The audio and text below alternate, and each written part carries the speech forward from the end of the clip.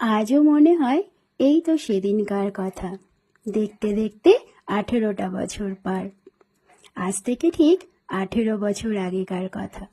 ঠিক এইরকমই এক শ্রাবণ মাসের সোমবারে তুই এলি আমার কোল আলো করে।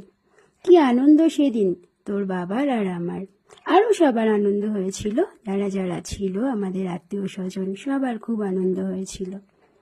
শুভ জন্মদিন আমার সোনা বাচ্চা।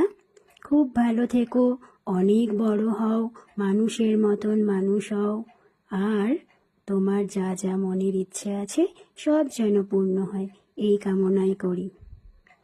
তো কেমন লাগলো তোমাদের আজ থেকে ঠিক 18 বছর আগেকার গল্পটা? বুঝতে পারলে তো?